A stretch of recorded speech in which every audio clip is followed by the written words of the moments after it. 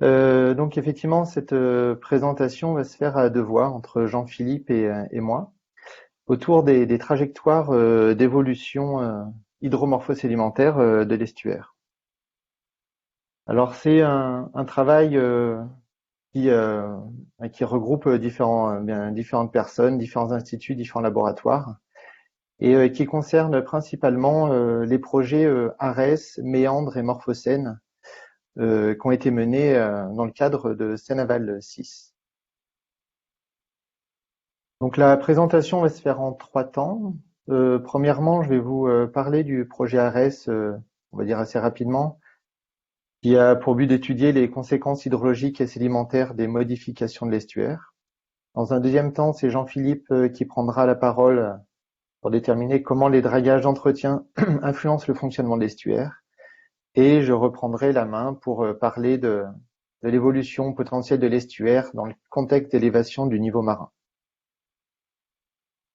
Alors l'ensemble de ces travaux s'appuie principalement sur le modèle numérique Curvicen. C'est un modèle hydromorphosédimentaire, donc sur la base de Mars 3D hydrodynamique et Mustang code sédimentaire, donc qui sont développés à l'Ifremer.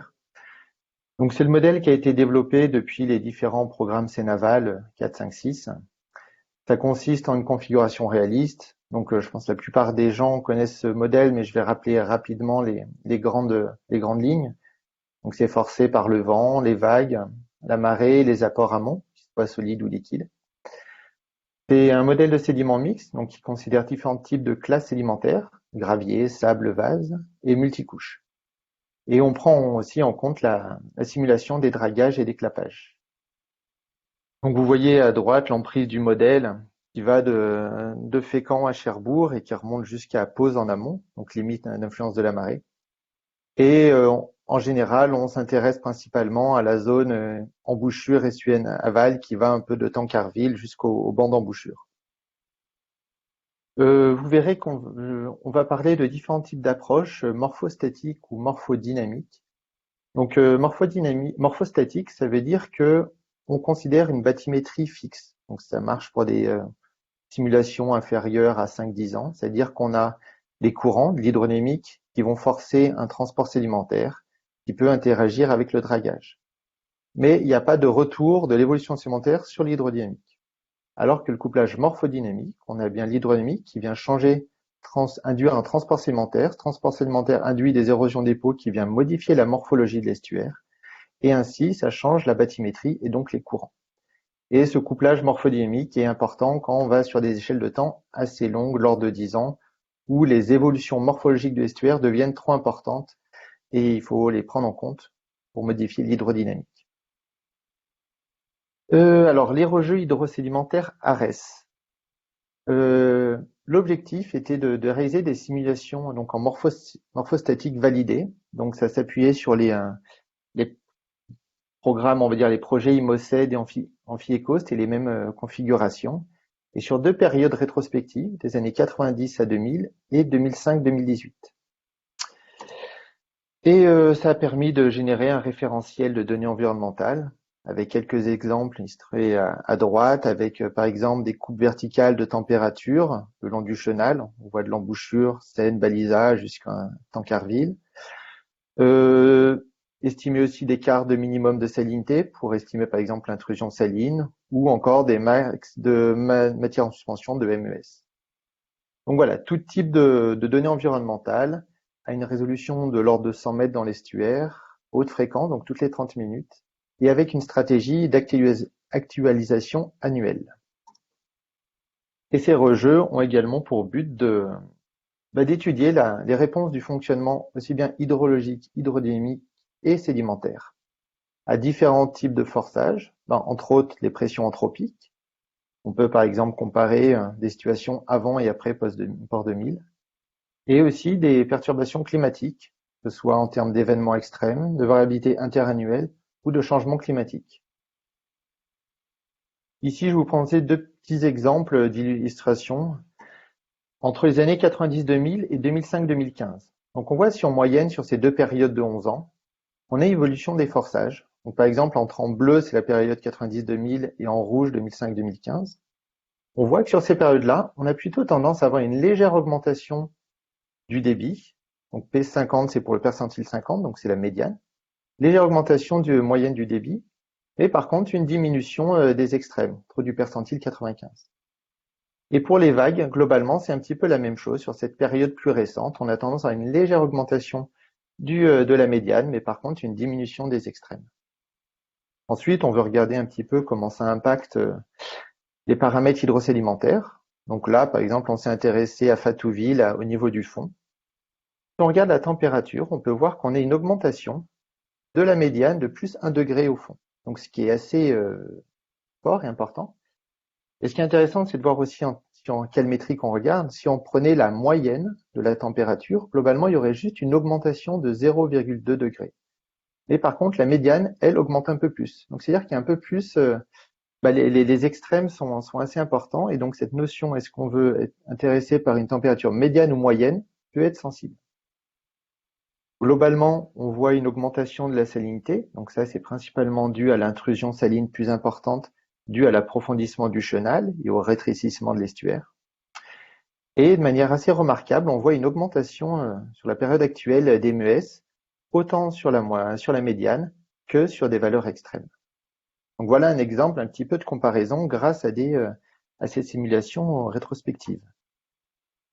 Un autre exemple, c'était sur, par exemple, la variabilité interannuelle.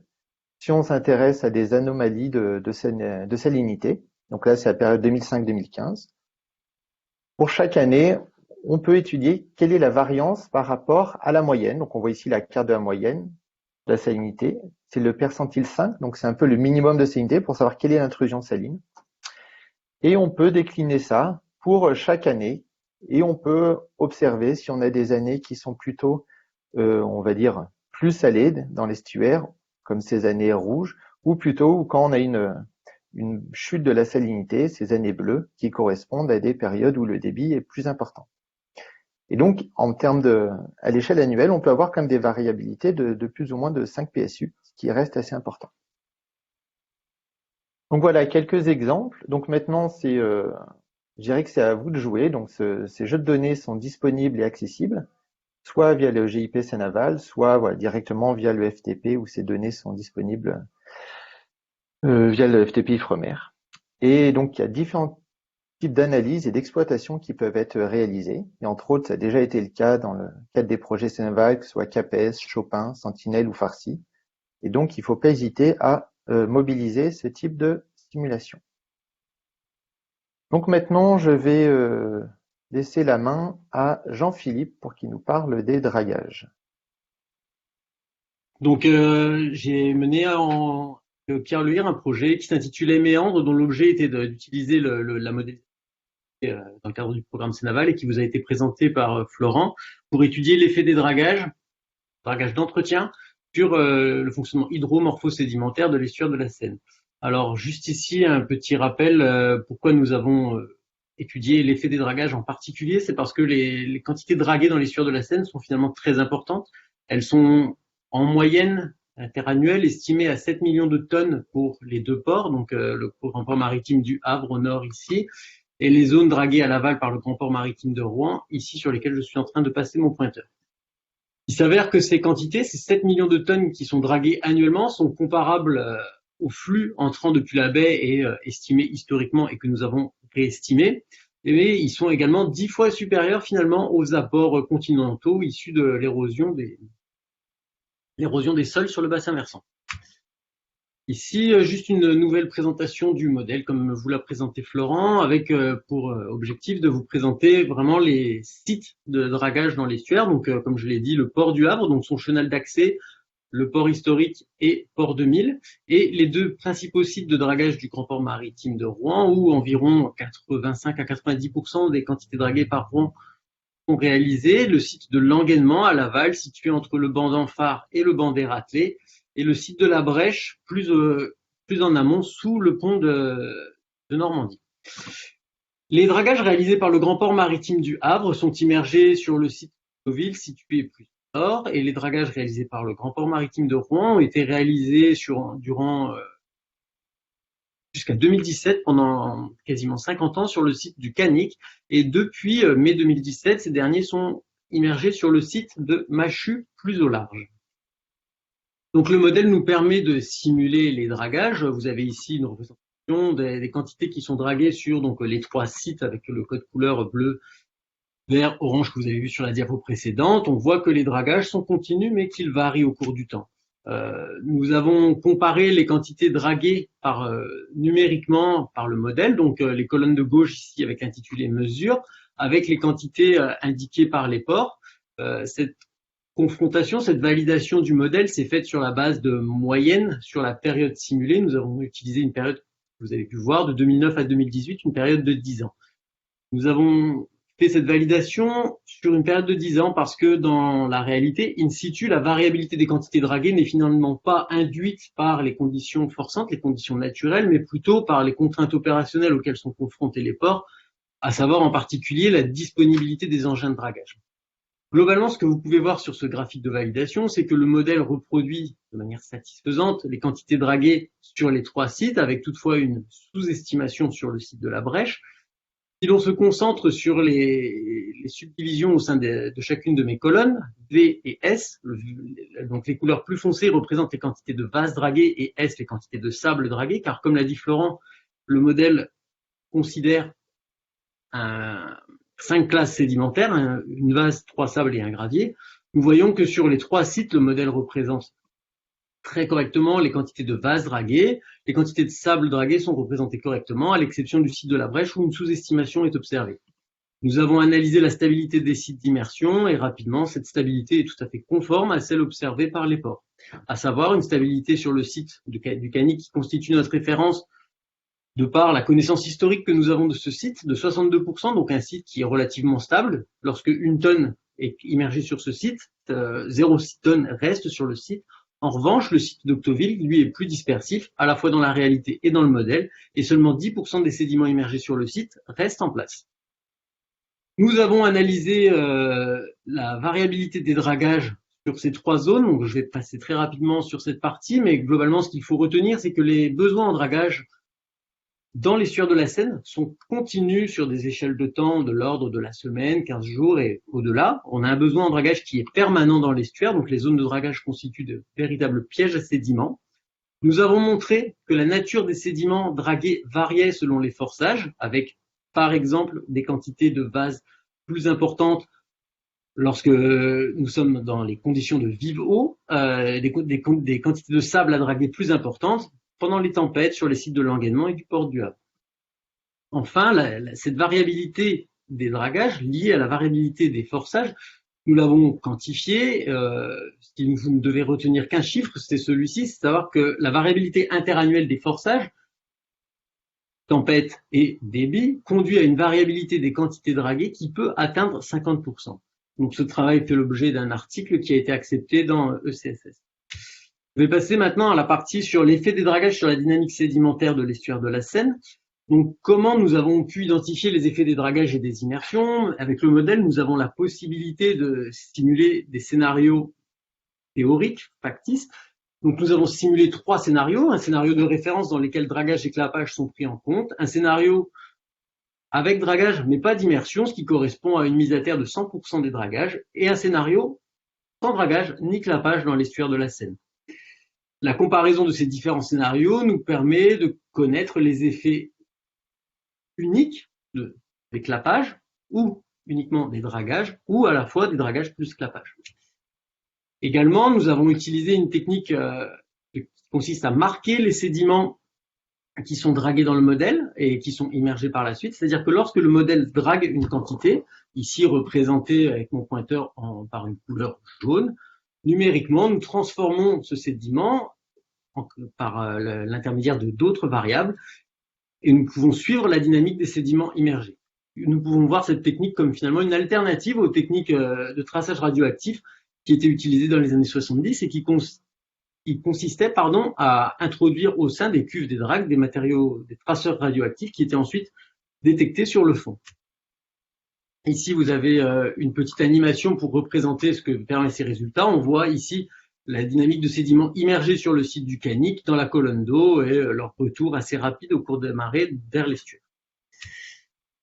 Alors, en ce qui concerne l'effet des immersions de sédiments dragués sur la turbidité, j'ai représenté ici la turbidité induite par les immersions, donc à savoir la matière en suspension uniquement immergée par les ports de Rouen et du Havre. On voit que les sédiments qui ont été immergés contribuent à la turbidité sur les secteurs en couleur ici. Et plus les couleurs sont chaudes, plus les concentrations sont importantes, mais nous pouvons retenir qu'on a une augmentation des concentrations en MES à proximité du site du Canic et que l'on a une concentration des matières en suspension draguées de l'ordre de 5 mg par litre.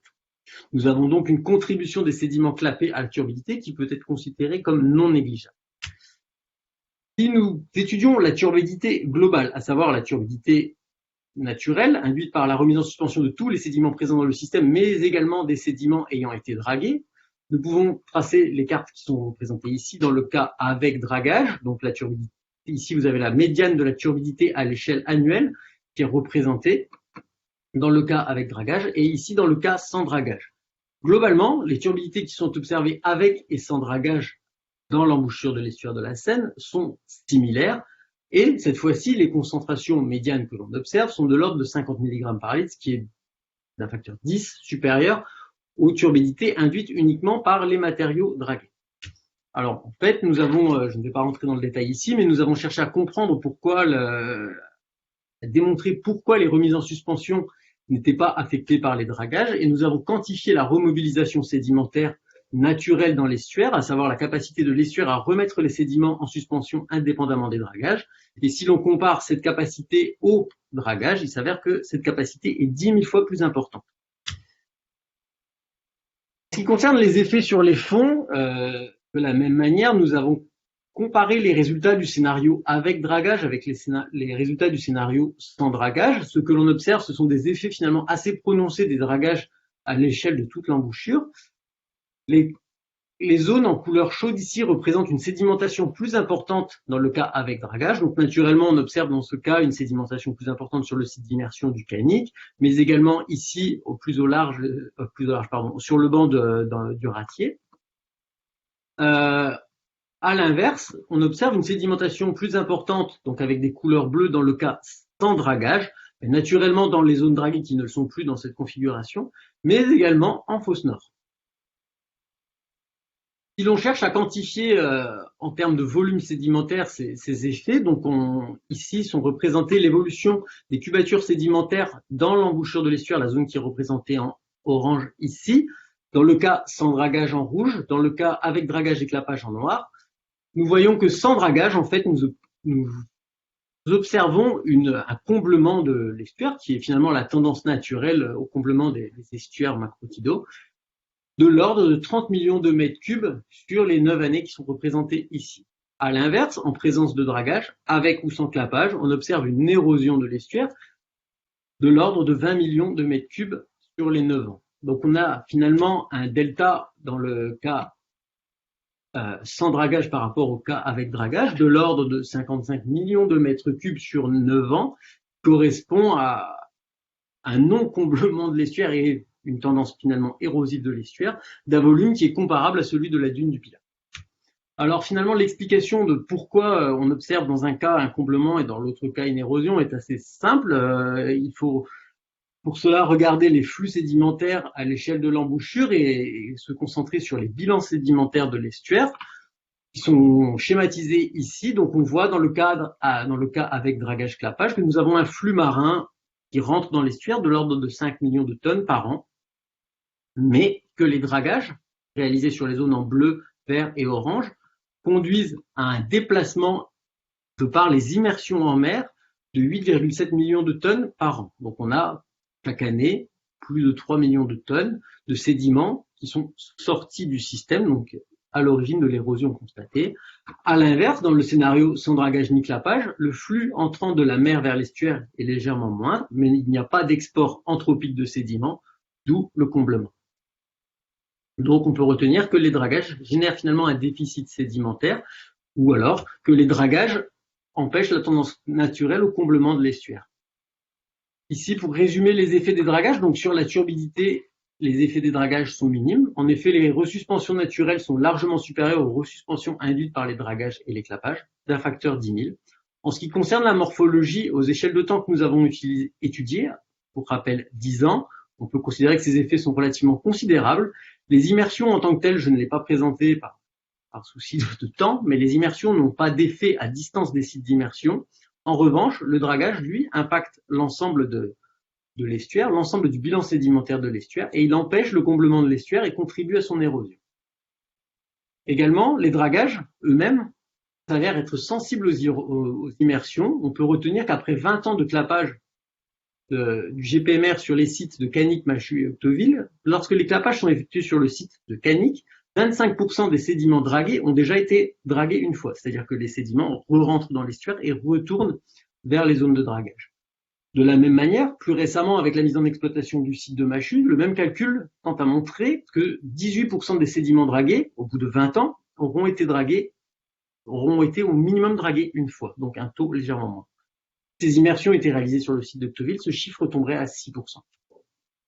Donc voilà, je vous remercie. Je vais repasser la parole à Florent sur les aspects plus long terme.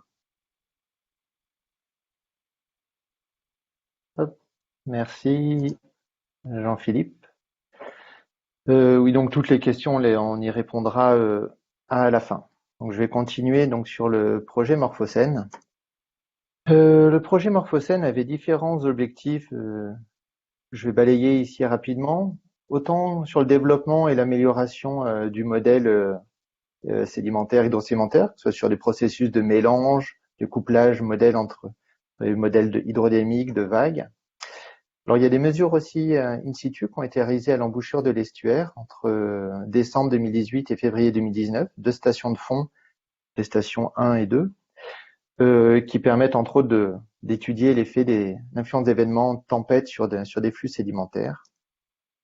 Il y a eu un travail important sur les simulations morphodynamiques à 10 ans, donc lors de cette échelle-là, pour avoir plus de réalisme dans les évolutions morphologiques et sur les quantités draguées, donc en collaboration avec ce qu'a présenté Jean-Philippe, le projet Méandre. Et une partie plutôt sur les simulations morphodynamiques à plus long terme, donc 20-50 ans. Autant sur des simulations rétrospectives, donc les 20 ans passés, pour caractériser des événements morphogènes, mais moi je vais vous parler d'une simulation prospective à 50 ans. L'idée, c'est de savoir vers quelles évolutions morphologiques irait l'estuaire. Donc, on veut définir, c'est d'estimer les trajectoires morphosédimentaires potentielles à 50 ans. Pour cela, on utilise un couplage morphodynamique.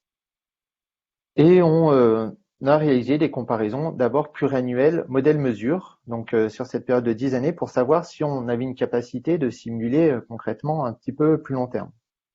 Là, c'est un exemple, si on part d'une mesure, une bathymétrie initiale en 2009, et on va comparer par rapport à la bathymétrie mesurée en 2016, celle simulée en 2016, et on regarde les différentiels bathymétriques, avec en rouge les zones d'accrétion et en bleu les zones d'érosion.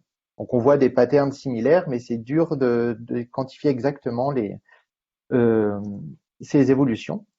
Donc une autre méthode de comparaison, c'est de suivre l'hypsométrie, donc qui est la surface de certaines tranches bathymétriques. Donc on voit ici pour 8 années de simulation le débit, des vagues, et par exemple pour différentes tranches bathymétriques, si on prend les zones subtidales inférieures en bleu, on voit qu'on arrive à capter une augmentation des zones subtidales avec le temps, donc ce qui se rapproche des mesures, même si on n'est pas exactement la valeur. Pour les zones subtidales supérieures et intertidales supérieures, on voit qu'on n'est pas exactement par rapport à ce qui est observé, mais on a des évolutions plus faibles. Et par contre, en vert, pour les zones intertidales inférieures, on voit qu'on arrive à bien simuler cette perte de zones sur les 8 ans. Donc globalement, on a une difficulté de quantifier précisément les changements, mais on a une capacité à reproduire des tendances d'évolution. Une autre méthode pour donner un petit peu de garantie à nos simulations, c'est de comparer différents types de modèles hydrosédimentaires. Donc il y a le modèle Mars 3D et le modèle Télémac 3D. Ce modèle a été développé par la société Artelia, était dans le but principalement d'étudier la dynamique des méandres nord. Alors c'est un modèle qui a une résolution plus élevée, qui peut aller jusqu'à 20 mètres, et par contre qui implique des temps de calcul plus longs, voire 5 fois plus longs. En différence aussi, ce modèle Télémac, il simule bien les dragages, mais par contre les clapages sont forcés par les mesures. Et une dernière différence, le banc du râtelé est figé pour limiter un peu l'érosion, pour avoir une meilleure représentation avec la réalité. Donc ça, c'est une présentation des cubatures, c'est-à-dire c'est l'évolution des volumes sur certaines zones. On voit les zones sur la petite carte du haut. Et on va comparer les mesures qui ont été faites par les relevés hydrographiques du port du GPM, du Grand Port Maritime de Rouen, en vert, et les simulations soit de Télémac 3D en rouge ou de Mars 3D en bleu. Donc globalement, on a Télémac qui est plus performant dans les zones du râtelé, du canique et des méandres. Donc effectivement, canique, on est aussi forcé par les clapages, donc ça correspond à une meilleure représentation. Râtelé aussi, le banc est figé, donc ça peut expliquer. Et les zones des méandres aussi, c'est vraiment la zone d'étude de Télémac 3D, donc c'est pour ça qu'il était un peu calibré pour cette zone-là. Par contre, Mars 3D va être plus performant sur des zones type fosse sud et type pont Normandie, zone Tancarville, plus dans cette zone-là. Puisque aussi Télémac n'a pas vraiment focalisé sa calibration sur ces zones-là. Et sinon, des tendances similaires, fosse nord ou zone endiguée. Donc, ce que nous apprend ces comparaisons, c'est que ça nous permet d'avoir un autre regard sur la validation, avec plus de confiance quand on a la convergence des modèles et plus de réserve quand on a une divergence de modèles. Donc, à partir de là, on a réalisé des simulations idéalisées sur 50 ans. C'est-à-dire qu'on prend notre configuration et on va la faire tourner. On va prendre des forçages réalistes de l'année 2016 qu'on fait tourner 10 fois avec un facteur d'accélération morphologique de 5. Donc, tout est amplifié par 5 vu par le sédiment. Et on va appliquer 2 scénarios de montée niveau de la mer en se basant sur une étude de Sweet et al. Avec le RCP 2.6 qui est comme si ça continuait la tendance actuelle ou 8.5 plus extrême si on ne fait rien pour limiter nos émissions de CO2. Et donc vous voyez ici par exemple, on va avoir avec le RCP, alors excusez-moi, je me suis trompé, en orange c'est 8.5 et en bleu c'est 2.6. Le scénario le plus extrême, on a plus 1 mètre au bout de 50 ans, alors que le scénario le plus faible, on va avoir plus 13 cm. Donc si on regarde un peu en termes d'évolution morphologique, on a une bathymétrie initiale et on va avoir 2 bathymétries finales, 50, après 50 ans, pour les 2 scénarios de montée de la mer. Si on regarde en termes de différentiel bathymétrique, il y a peu d'évolution entre les 2 scénarios. Par contre, on voit si on regarde les différentiels d'élévation, une nette tendance à l'accrétion pour le scénario 8.5. Donc on voit que l'ensemble de l'estuaire s'est élevé et on se demande est-ce que il s'est adapté à la montée du niveau de la mer ou pas. Donc pour comparer ça de manière un petit peu plus précise, on a suivi l'évolution hypsométrique. Donc encore une fois, c'est la distribution des surfaces pour certaines tranches bathymétriques. Alors déjà, ce qui est intéressant, c'est qu'on voit que pour les 2 scénarios 2.6 ou 8.5, vert et jaune, on a des tendances relativement similaires. Et on a une augmentation des zones, des estrants moyens supérieurs dans cette zone-là. Et on a plutôt une réduction des zones subtidales dans ces zones-là. On s'est intéressé aussi à regarder quelques radiales caractéristiques. Ici, on a notre estuaire d'embouchure. Et si on regarde la zone longitudinale, par exemple, qui coupe le banc du râtier, donc on retrouve ici sur ces graphes, avec à gauche le scénario 2.6 et à droite le 8.5, on voit qu'on a une progradation du banc, donc ça c'est une progression naturelle qui se propage vers le large et une augmentation, une accrétion de ce banc. Et que l'évolution est effectivement plus faible pour le cas RCP 2.6. Si on s'intéresse aux vasières nord de transversale, avec entre autres la vasière ouest qui caractérise à peu près le profil qui est utilisé dans le cadre du projet Farsi, qui sera présenté tout à l'heure, on a une tendance à voir un approfondissement des chenaux, comme on voit ici, les chenaux s'approfondissent, et plutôt une accrétion des vasières. et encore une fois une évolution plus faible pour les RCP 2.6. Et on a un comportement qui peut aussi être un peu différent en fonction d'une vasière ouest qui est plutôt naturelle avec un système de chenaux, et ici une vasière à l'est qui est plutôt perchée avec une zone endiguée à ce niveau-là. Donc la question c'était de savoir, est-ce que ces vasières sont capables de suivre l'élévation du niveau de la mer? C'est-à-dire qu'on va regarder le point un petit peu maximum, l'élévation maximum des vasières, par exemple ici pour la vasière ouest et pour la vasière est. Donc c'est ce qu'on voit sur son graphe, c'est ce graphe, l'évolution sur 50 ans, avec en pointillé noir l'évolution du niveau de la mer. On crée des paliers tous les 5 ans. Et en bleu, on a l'évolution maximum de la vasière ouest, qui on voit, pour les deux, est capable de suivre l'élévation du niveau de la mer. Par contre, on voit que au niveau de la vasière est, en marron, on a tendance à être un peu en dessous du niveau de la mer maximum. Donc, ce qui veut dire qu'on a une adaptation de la vasière ouest, mais une non-adaptation de la vasière est. Et ce qui est assez intéressant aussi, c'est qu'on voit peu d'influence de la montée du niveau de la mer sur la capacité d'adaptation. Peu importe le scénario, même s'il est une montée du niveau de la mer très élevée, 8.5 par rapport au 2.6, eh ben, ça va pas changer cette capacité d'adaptation. Ça veut dire qu'on est plutôt dans une forme d'équilibre morphodynamique local, plutôt comme une réponse au changement climatique. Parce qu'on est dans une configuration aussi où suffisamment de sédiments sont disponibles, entre autres pour que la vasière ouest puisse suivre l'évolution. Donc pour conclure sur cette partie morphocène, on a regardé la modélisation hydromorphosédimentaire à long terme. Donc long terme, c'est 50 ans pour nous. On voit qu'il reste de fortes incertitudes, mais qu'on a une capacité à simuler des trajectoires potentielles. En termes d'évolution morphologique, globalement, on voit une progradation des bancs, un approfondissement des chenaux, la création des vasières. Et en termes d'effet de la montée du niveau de la mer, on voit que pour deux scénarios, plutôt de montée faible ou fort, on a une tendance d'avoir accrétion plus importante pour le scénario plus fort, donc une adaptation au niveau de la mer. Et par contre, on voit des adaptations qui peuvent être différentes entre différents types vasières. Donc, c'est-à-dire qu'on a un équilibre morphodynamique local. Un des messages importants, c'est que des systèmes estuariens, type Seine, peuvent s'adapter à la montée du niveau de la mer. Donc, c'est pas parce qu'on a forcément montée importante au niveau de la mer que les estuaires vont être noyés. Ça dépend de la capacité d'adaptation et si suffisamment de sédiments sont disponibles.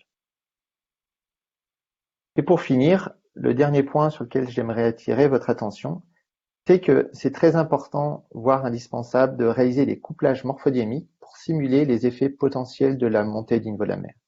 Ça veut dire que on ne peut pas étudier l'effet du changement du montée du niveau de la mer en appliquant un scénario de 1 mètre supplémentaire instantané. On a une adaptation progressive et donc il faut que le niveau de la mer monte progressivement et avec un couplage morphodynamique pour voir si l'estuaire est capable de suivre cette tendance. Merci pour votre attention.